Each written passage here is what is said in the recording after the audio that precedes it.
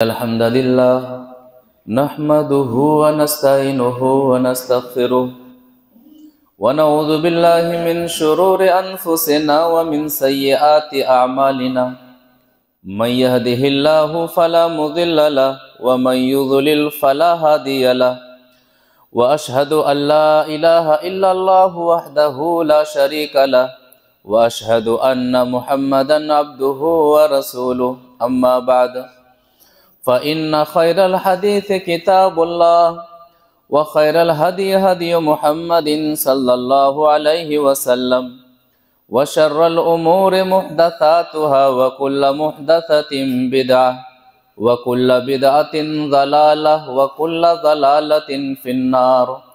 फ़अऊज़ु बिल्लाहि समीइल अलीम मिनश शैतानिर रजीम मिन हमज़िहि व नफ़्ख़िहि व नफ़्सिहि। या अय्युहल्लज़ीना आमनुत्तक़ुल्लाह हक़्क़ तुक़ातिह वला तमूतुन्ना इल्ला व अंतुम मुस्लिमून। बिस्मिल्लाहिर रहमानिर रहीम। या अय्युहन्नासु इत्तक़ू रब्बकुमुल्लज़ी ख़लक़कुम मिन नफ़्सिन वाहिदा व ख़लक़ मिन्हा ज़ौजहा व बस्स मिन्हुमा रिजालन कसीरन व निसाअ वत्तक़ुल्लाह अल्लज़ी तसाअलून बिही वल अरहाम इन्नल्लाह काना अलैकुम रक़ीबा। या अय्युहल्लज़ीना आमनुत्तक़ुल्लाह व क़ूलू क़ौलन सदीदा युस्लिह लकुम अअमालकुम व यग़फ़िर लकुम ज़ुनूबकुम व मन युतिइल्लाह व रसूलहु फ़क़द फ़ाज़ फ़ौज़न अज़ीमा। इस्लाम में माल का फ़लसफ़ा क्या है?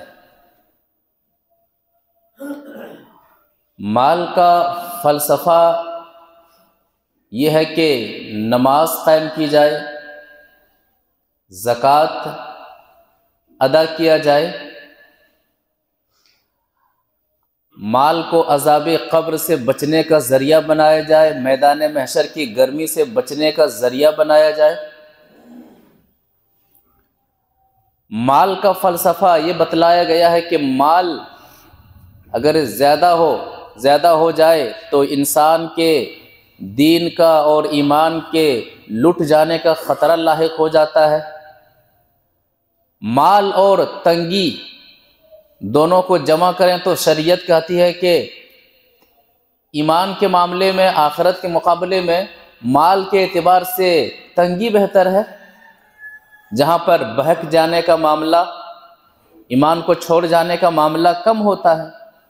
ये माल का फ़लसफ़ा शरीयत अजीब अंदाज से और बहुत ही बेहतर अंदाज से बयान करती है। लिहाजा फ़लसफ़ा माल को एक मुसलमान को समझना चाहिए।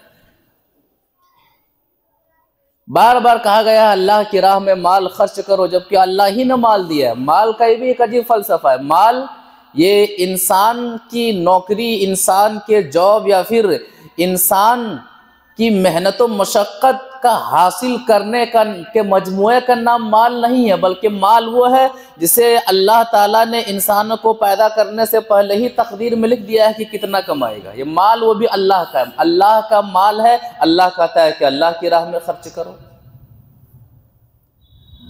माल का फ़लसफ़ा अगर आदमी समझता नहीं है तो ईमान ख़तरे में पड़ जाता है, अखलाक ख़तरे में पड़ जाता है, आदात ख़तरे में पड़ जाते हैं, दीनी रिश्ते टूट जाते हैं, ईमानी रिश्ते टूट जाते हैं, जन्नत ख़तरे में पड़ जाती है, जन्नत का मिलना मुश्किल हो जाता है। माल का फ़लसफ़ा अगर आदमी समझ नहीं पाता है तो आदमी अज़ाब क़ब्र का मुस्तहिक़ बन जाता है, मैदान महशर के दिन नाकामी का मुस्तहिक़ बन जाता है और जहन्नम का मुस्तहिक़ बन जाता है। फ़लसफ़ा माल को एक मुसलमान को समझना बहुत ज़रूरी है। अल्लाह के रसूल सल्लल्लाहु अलैहि वसल्लम की अहादीस का मुख्तसर अगर मुताला करेंगे तो बेहतर अंदाज में एक मुसलमान के जहन में ये सब बातें बैठ जाती हैं। माल के इजाफे के ताल्लुक से शरीयत माल का फ़लसफ़ा बयान करता है। एक हदीस से समझते हैं।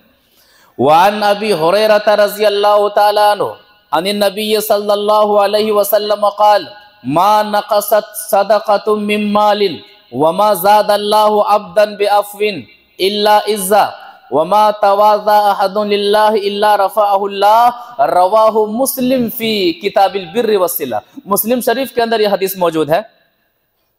रावी हदीस हज़रत अबू हुरैरा रज़ी अल्लाह तआला अन्हु है। वो फरमाते हैं कि नबी सल्लल्लाहु अलैहि वसल्लम ने फरमाया, मा नक़सत सदक़तुम मिन मालिन, अल्लाह की राह में माल खर्च करने से माल घटता नहीं है। अल्लाह की राह में माल देने से माल घटता नहीं है। ये अल्लाह का वादा है, ये अल्लाह का वादा। अब अल्लाह का वादा कैसे है, इस हदीस का मुकम्मल तर्जमा करने से पहले अल्लाह का वादा समझ लेते हैं। अल्लाह तबारक व तआला सूरह बकरा आयत नंबर 268 में फरमाता है, अश-शैतानु याइदुकुमुल फ़क़्र व यअमुरुकुम बिल फ़हशा। माल जब इंसान के पास आ जाता है, आदमी जब माल पा करके खुश हो जाता है, दुनिया की रंगीनियां नजर आती हैं, दुनिया की कामयाबियां माल की वजह से नजर आती हैं, तो शैतान हमला करता है। अश-शैतानु याइदुकुमुल फ़क़्र, शैतान तुमसे मोहताजी का वादा करता है। मस्जिद में ना लगाओ, माल खत्म हो जाएगा। मदरसे में ना लगाओ, माल खत्म हो जाएगा। गुरबा और मसाकीन का ख्याल करना छोड़ दो, माल खत्म हो जाएगा। वयअमुरुकुम बिल फ़हशा, और शैतान उसी माल को के जरिए से तुम्हें फहश कामों का हुक्म देगा। शादी ब्याह का मामला है, 10 लाख 20 लाख खर्च कर देता है, कोई परवाह नहीं। नाच गाने में खर्च कर देता है, कोई परवाह नहीं। छेका और मंगनी के नाम पर लाखों खर्च कर देता है, कोई परवाह नहीं, सोचता भी नहीं है। वही अगर उस शख्स से कहा जाए कि मस्जिद में 10 लाख 15 लाख की जरूरत है, आपको अल्लाह ने दिया है, आप दे सकते हैं, बंदा देने के लिए तैयार नहीं। लेकिन वही शख्स जहां इसराफ में की बात आ जाए, फजूल खर्ची की बात आ जाए, शादी ब्याह में 20 लाख 30 लाख खर्च करने के बावजूद और पूछता है कि कमी तो नहीं रह गई है।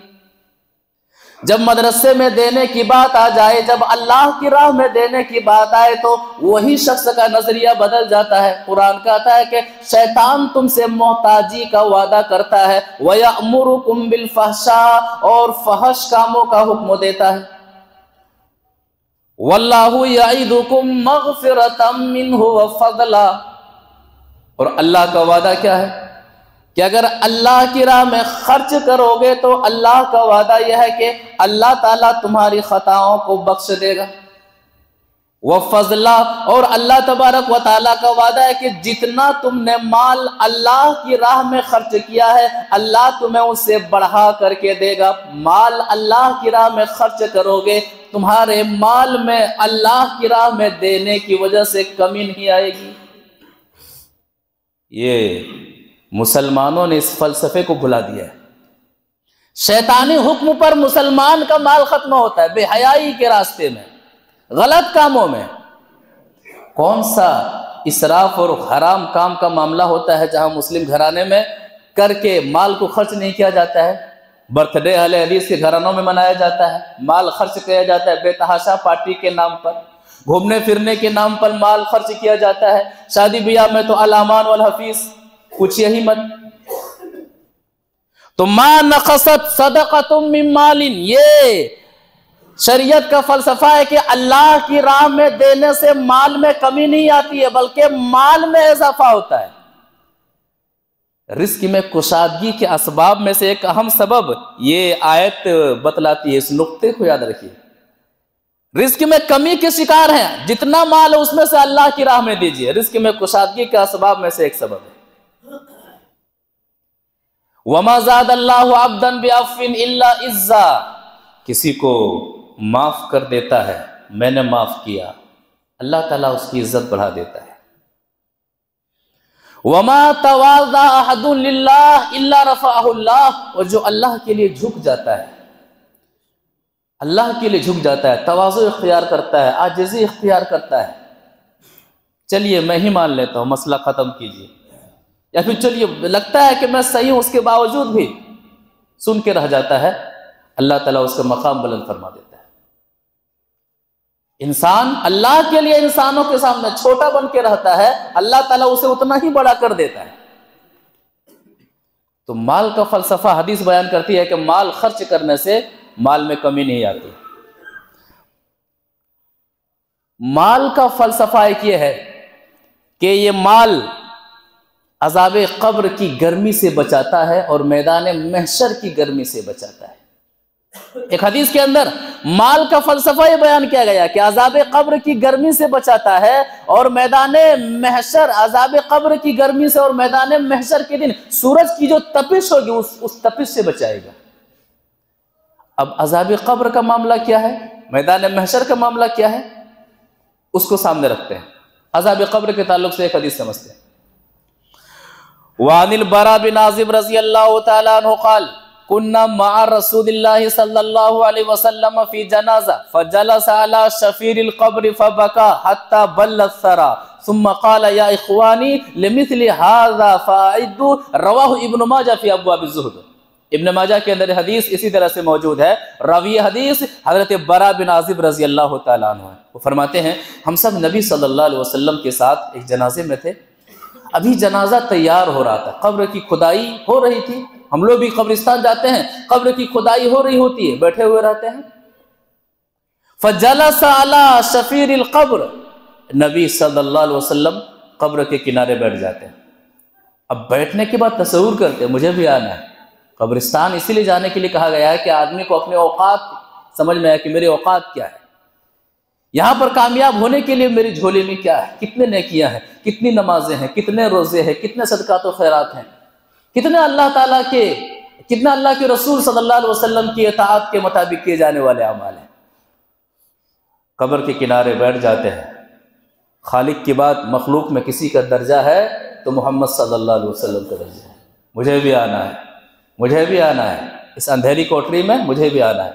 मोहम्मद सल्लल्लाहु अलैहि वसल्लम ने कहा था कि कब्र से ज़्यादा खौफनाक मंजर मैंने नहीं देखा है, इससे ज़्यादा ख़तरनाक मंजर देखा ही नहीं है मैंने। फबका, रोने लगे। नबी सल्लल्लाहु अलैहि वसल्लम कब्र के किनारे बैठे हुए हैं, रो रहे हैं। हत्ता बल्लत सरा, इस कदर रोए, इतना आंसू बहाए। हदीस के अल्फाज हैं कि आंसुओं की वजह से ज़मीन भीग जाती है। ज़मीन भीग गई नबी सल्लल्लाहु अलैहि वसल्लम के आंसुओं से। क्यों? कब्र की खतरनाकी, कब्र की गर्मी, कब्र की तन्हाई, कब्र का अंधेरा, कब्र की बेबसी, जहां पर हम कुछ भी हैं, कब्र के अंदर हमें तन्हा हिसाब देना है। वहां कुछ नहीं देखा जाएगा ये डॉक्टर साहब आए हैं कि इंजीनियर साहब आए हैं, सीएम साहब आए हैं, पीएम साहब आए हैं, बादशाह हैं, शहंशाह हैं, कुछ भी नहीं देखा जाएगा। अमल तरीक़ मन नबीयु, एक सवाल होगा ना, मन नबीयु, तरीक़े रसूल के मुताबिक इतना अमल करके आए हैं। फजलस अला शफीरिल क़ब्र, कब्र के किनारे बैठ जाते हैं। फबका, रोते हैं। हत्ता बल्लत सरा, इतना रोते हैं कि जमीन भीग जाती है।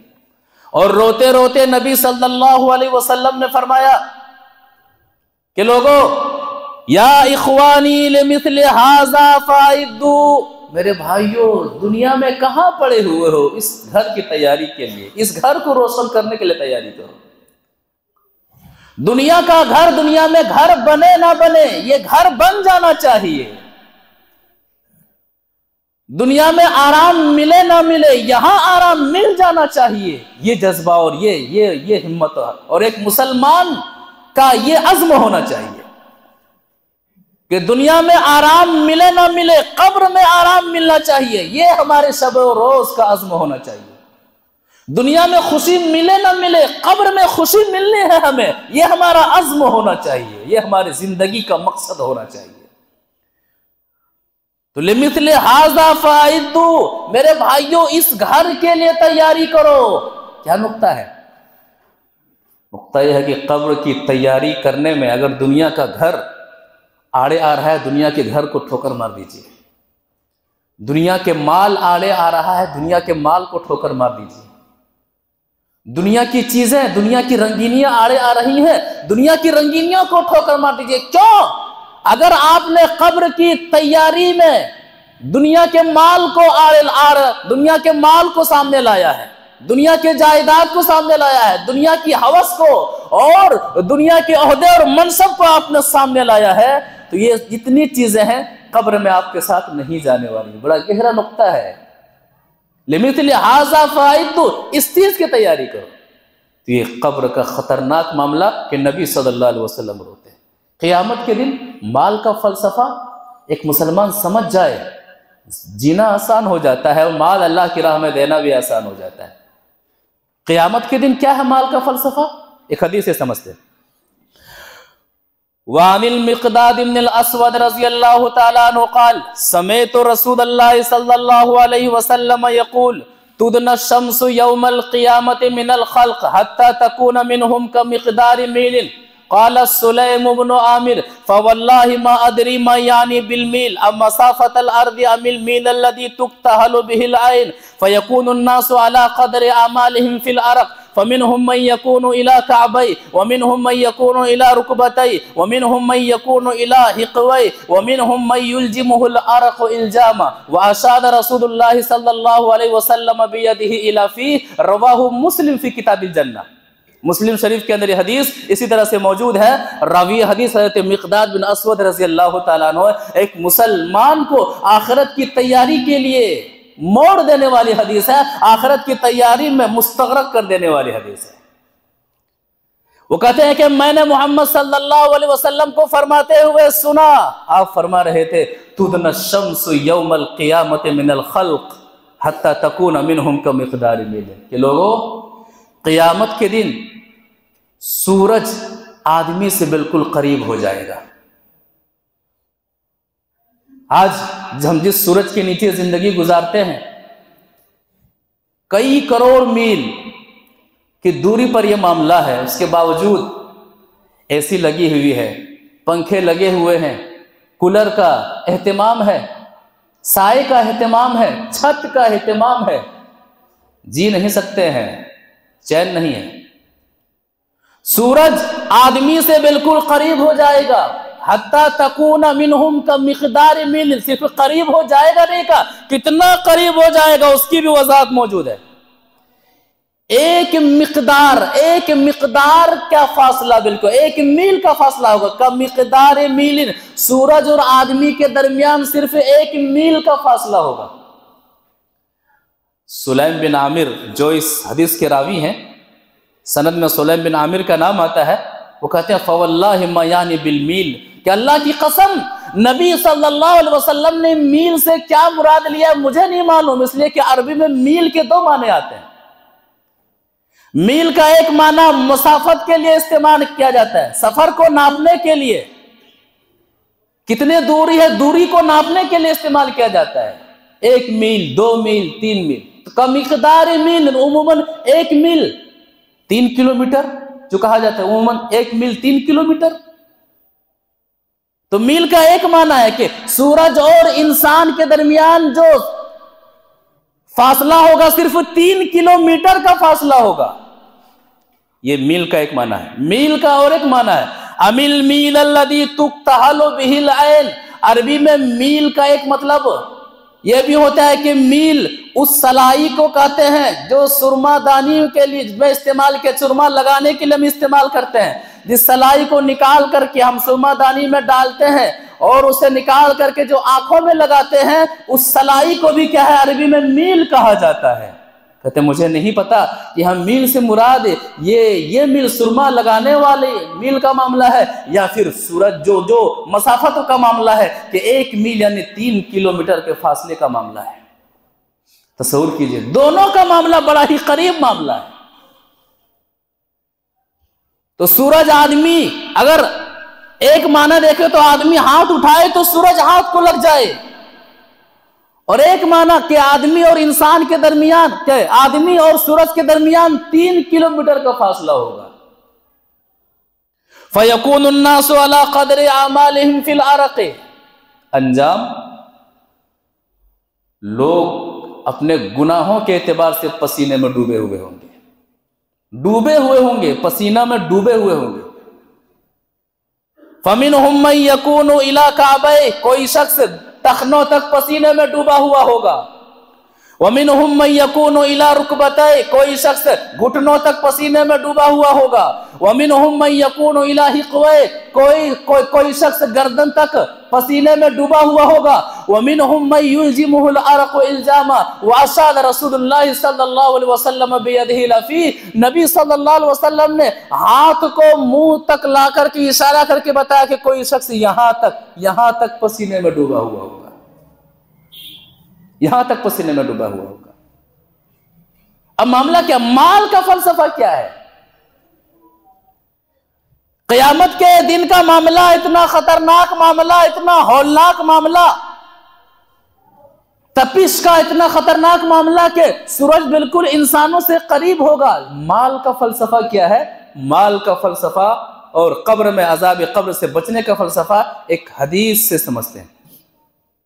वअन उक़बत इब्न आमिर रज़ियल्लाहु तआला अन्हु क़ाल रसूलुल्लाह सल्लल्लाहु अलैहि वसल्लम इन्न सदक़ता लतुत्फ़िउ अन अहलिहा हर्रल क़ुबूर व इन्नमा यस्तज़िल्लुल मुमिनु यौमल क़ियामति फ़ी ज़िल्लि सदक़तिही, रवाहु अहमद फ़ी मुस्नदी। मुस्नद अहमद के अंदर हदीस मौजूद है। रावी हदीस है उक़बा बिन आमिर रज़ियल्लाहु तआला अन्हु है। वो फरमाते हैं कि नबी सल्लल्लाहु अलैहि वसल्लम ने फरमाया इन्न सदक़ता लतुत्फ़िउ अन अहलिहा हर्रल क़ुबूर, सदका आदमी को कब्र की गर्मी से बचाता है। ये माल का फलसफा है। अल्लाह की राह में अल्लाह ने जो माल दिया है आप खर्च कर रहे हैं, सदका आदमी को अज़ाबे कब्र या फिर कब्र की गर्मी से बचाता है। ये माल का फलसफा है अज़ाबे कब्र से बचने के ताल्लुक से। क़यामत के दिन सूरज की तपिश, वो सूरज इतना करीब होगा, वो तसव्वुर करें, उसको सामने रखें। व इन्नमा यस्तज़िल्लुल मुमिनु यौमल क़ियामति फ़ी ज़िल्लि सदक़तिही, और ईमान वाले क़यामत के दिन अपने सदका के साये में होगा। सूरज करीब होगा लेकिन सूरज की गर्मी उन्हें सताएगी नहीं, सूरज की तपिश उन्हें तरपाएगी नहीं, सूरज की गर्मी उन्हें परेशान नहीं करेगी। क्यों? हालत ईमान में हलाल माल को अल्लाह के घर में खर्च किया था और फी सबीलिल्लाह खर्च किया था, अल्लाह की राह में उन्होंने खर्च किया था। ये माल का फलसफा है अज़ाबे कब्र के ताल्लुक से और मैदान महशर की गर्मी से बचने के ताल्लुक से। कौन मोमिन नहीं चाहता है, और कौन मोमिन अज़ाब कब्र की गर्मी से बचना नहीं चाहता है? कौन मुसलमान मैदान महशर की तपिश से बचना नहीं चाहता है? हदीस माल के ताल्लुक से फलसफा बताती है कि हालत ईमान में इखलास के साथ अल्लाह की घर में देने वाला वाज़ाबे कब्र की गर्मी, वो कब्र की गर्मी से महफूज रहता है और क़यामत के दिन मैदान महशर की गर्मी से महफूज रहेगा। क़यामत का दिन कितना दिन के बराबर होगा? 50,000 सना। सूरह मारिज कि 50,000 सना, 50,000 साल, 50,000 साल जो आप गिनती करते हैं वो क़यामत का एक दिन 50,000 साल का दिन होगा। तो हदीस यहां पर माल का फलसफा बयान करती है कि आदमी जब हलाल माल खुलूस के साथ अल्लाह की राह में खर्च करता है, कब्र की गर्मी से बच जाता है, मैदान महशर की गर्मी से बच जाता है। कसरत माल अच्छा है या फिर तंगी अच्छी है? माल का फलसफा एक ये भी है। माल के मुकाबले में ईमान बचाने के एतबार से कम माल बेहतर है। कितनों को हमने देखा है, कितनों को देखा गया, चाहे मर्द हो चाहे औरत हो, ठीक ठाक थे, माल आ गया अंदाज बदल जाता है, रवैया बदल जाता है, मिलने का अंदाज बदल जाता है, मुलाकात का तरीका बदल जाता है, पहचानना छोड़ देते हैं। इंसानों के साथ जो मामलात होते हैं पहचानना छोड़ देते हैं, दूरी इख्तियार करते हैं, वो मोहब्बतें ख़त्म हो जाती है, वो नज़दीकियाँ ख़त्म हो जाती हैं। माल आ जाने की वजह से दोस्त से बिछड़ जाता है। जब कुछ ठीक ठाक था, चल रहा था, सब कुछ था, लगता था कि आप ही सबसे करीब ही मेरे हैं। माल आ गया, आदमी दूरी इख्तियार कर लेता है। माल आ गया, भाई भाई में दूरियां हो जाती हैं, भाई बहन में दूरियां हो जाती है, माँ बाप में दूरियां हो जाती है, दोस्त दोस्त में दूरियां हो जाती हैं। इल्ला माशाअल्लाह, इल्ला मन रहिम रब्बी, सबकी बात नहीं कर रहे हैं। कितने ऐसे लोग हैं ठीक ठाक चल रहा था, नमाज तहज्जुद तिलावत कुरान के पाबंद थे, माल आ गया, माल आने की वजह से नमाज से वो शख्स दूर हो गया, तिलावत कुरान से वो शख्स दूर हो गया, अज़कार से वो शख्स दूर हो गया, दीन से, दावत दीन से वो शख्स दूर हो गया। तंगी में आपको बहुत कम ऐसे वाकयात मिलेंगे। और शरीयत ये शरीयत नुक्ता पेश करती है कि माल खतरनाक है ईमान को हलाक करने और ईमान के लुट जाने के एतबार से। कुरान भी वाज़ेह कहता है, सूरत तकासुर पढ़ते जाइए, बिस्मिल्लाहिर्रहमानिर्रहीम, अल्हाकुमुत तकासुर, कसरत तलब ने तुम्हें गाफिल कर दिया। माल आ गया तो माल करते रहे और करते रहे, सुबह से लेकर के शाम तक माल कमाना है और शाम से लेकर के फिर सुबह तक सोते हैं, इसी जहन को लेकर के सोते हैं कि फिर से कल माल कमाना है। माल कैसे कमाना है? अल्हाकुमुत तकासुर, कसरत तलब ने तुम्हें गाफिल कर दिया, हत्ता ज़ुरतुमुल मकाबिर, यहाँ तक कि तुम कब्रिस्तान पहुंच गए। माल जब आ गया तो माल ने तुम्हें इस कदर गाफिल कर दिया कि अल्लाह तबारक व तआला की याद से तुम गफलत का शिकार हो गए, नमाजों से तुम दूर हो गए, रोज़ों से तुम दूर हो गए, सदकात व खैरात से तुम दूर हो गए। अल्लाह ने जो माल दिया था, अल्लाह की राह में इस माल का इस्तेमाल करने के मामले में तुम दूर हो गए, यहाँ तक कि तुम कब्रिस्तान जा पहुंचे। और जब कब्रिस्तान जा पहुंचे, जब कब्र में तुम्हारी आंख खुली, वहां तुम हाय हाय करते हो, वहां पर नाकामी का मामला होता है, वहां पर परेशानी का मामला होता है। और अब्दुर्रहमान बिन औफ रज़ियल्लाहु तआला अन्हु अपना हाल बयान करते हैं, फलसफा बयान करते हैं। क्या बयान करते हैं? एक हदीस से समझते हैं। वान अब्दुर्रहमान इब्न औफ क़ाल उब्तुलीना मअ रसूलिल्लाहि सल्लल्लाहु अलैहि वसल्लम बिज़र्रा फसबरना सुम्मा बुतुलीना बिस्सर्राइ बअदहु फलम नस्बिर, रवाहु तिर्मिज़ी फी अब्वाब ज़ुहद। तिर्मिज़ी शरीफ के अंदर हदीस मौजूद है। रावी हदीस हज़रत अब्दुर्रहमान बिन औफ रज़ियल्लाहु तआला अन्हु, वो फरमाते हैं कि उब्तुलीना मअ रसूलिल्लाहि सल्लल्लाहु अलैहि वसल्लम बिज़र्रा फसबरना, नबी सल्लल्लाहु अलैहि वसल्लम पर ईमान लाने की वजह से नबी सल्लल्लाहु अलैहि वसल्लम के साथ हम आजमाए गए, हमें परेशान किया गया, हमें मारा गया, मक्का से निकाला गया। मक्का से निकल करके सहाबा किराम मदीना में हैं। कितने मरतबा हमने सुना, मदीना में है, नबी सल्लल्लाहु अलैहि वसल्लम नमाज पढ़ा रहे हैं, भूख की वजह से बेहोश होकर के गिर जाया करते थे, नमाज पढ़ने की ताकत नहीं रहा करते थे। कहते फसबरना, फिर भी हमने इताअत रसूल का दामन नहीं छोड़ा, फिर भी हमने ईमान का दामन नहीं छोड़ा। अब्दुर्रहमान बिन औफ रज़ियल्लाहु तआला खुद मालदार साहबी, खुद ही साहबी रसूल ने हिजरत किया है, मक्का में थे, मालदार सहाबी में इनका शुमार होता था, मदीना में भी आए, बाद में भी अल्लाह तबारक व तआला ने इन्हें खूब माल अता किया, सब कुछ छोड़ छाड़ करके आ गए थे। तारीख और सीरत लिखने वालों ने लिखा है कि जब अब्दुर्रहमान बिन औफ रज़ियल्लाहु तआला अन्हु मदीना आए थे, नबी सल्लल्लाहु अलैहि वसल्लम मस्जिद नबवी में दर्स दे रहे थे और मदीना आते आते उनके पास सवारी नहीं थी, आने की वजह से पांव पर छाले पड़ गए थे। वही बताते हैं कि हर तरह की परेशानियां आई, हमने सब्र किया, हमने सब्र किया। सुम्मा बुतुलीना बिस्सर्राइ बादहु फलम नस्बिर, फिर उसके बाद हमें हमारी जिंदगी में खुशहाली आई, माल आया, फलम नस्बिर, हम सब्र नहीं कर पाए, गुरूर के शिकार हो गए, तकब्बुर के शिकार हो गए, अना के शिकार हो गए।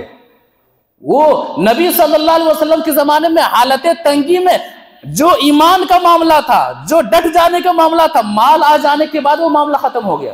तो कुरान भी नुक्ता पेश करता है कि ज्यादा माल आदमी को इंसान ईमान से दूर कर देता है। और नबी सल्लल्लाहु अलैहि वसल्लम ने इसी खौफ का इजहार किया था कि लोगों, मुझे इस बात का डर नहीं है कि तुम मोहताज हो जाओगे, बल्कि इस बात का डर है कि तुम मालदार हो जाओगे, दुनिया के पीछे भागोगे, दुनिया के पीछे भागोगे। तो कितने ऐसे लोग हैं, माल नहीं था, ठीक ठाक था, इबादतें थी, मोहब्बतें थी, उल्फतें थी, माल आ गया, रवैया बदल गया, किरदार बदल गया, अंदाज बदल गया, नमाजें उनसे दूर हो गई, नमाजों से वो शख्स दूर हो गया, इबादतों से वो शख्स दूर हो गया। लिहाजा अल्हाकुमुत तकासुर, कसरत माल ने, कसरत तलब ने तुम्हें गाफिल कर दिया, कसरत तलब ने तुम्हें बहुत सारी चीज़ों के मामले में, बहुत सारे अमाल के मामले में दूर कर दिया। तो लिहाजा माल का फलसफा सामने रखा जाए, और माल का फलसफा जहां पर एक ईमान फलसफा माल को समझने में एक मुसलमान गलती कर जाता है,